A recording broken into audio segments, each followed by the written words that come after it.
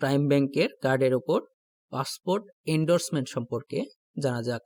আপনার কার্ডটি যদি ডুয়াল কারেন্সির হয় তবে কার্ডের ইউএসডি অথবা ডলার অংশটি ব্যবহারের জন্য কার্ডটি অবশ্যই ট্রাভেল কোটার বিপরীতে এন্ডোর্স থাকতে হবে।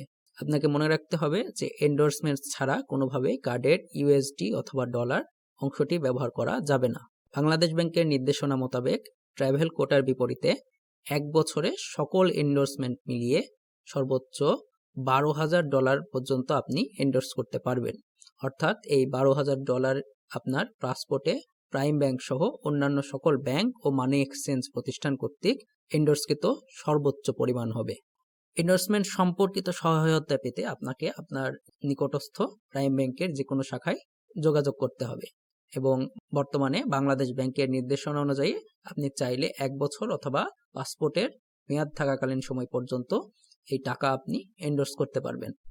এই এন্ডোর্সমেন্টের জন্য অবশ্যই আপনার ভ্যালিড পাসপোর্টটি সাথে আনতে হবে।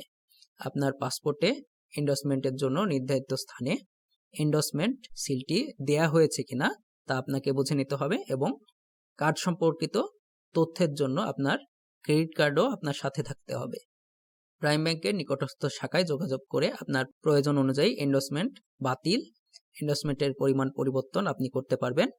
এক্ষেত্রে এন্ডোর্সমেন্টের জন্য নির্দেশিত স্থানে পুরাতন এন্ডোর্সমেন্ট সিলটি কাটা হয়েছে কিনা তা আপনাকে দেখে নিতে হবে। এন্ডোর্সমেন্টের পরিমাণ পরিবর্তনের ক্ষেত্রে পুরাতন এন্ডোর্সমেন্ট সিলটি কেটে নতুন মোট এন্ডোর্সকৃত পরিমাণ ও সিল সঠিকভাবে দেওয়া হয়েছে কিনা তা আপনাকে বুঝে নিতে হবে। এই ভিডিওটি এই পর্যন্তই। ভিডিওটি আপনার কাজে লেগে থাকলে ভিডিওটিতে একটি লাইক দেবেন, কমেন্ট করবেন, শেয়ার করবেন এবং চ্যানেলটিতে সাবস্ক্রাইব করবেন। ধন্যবাদ।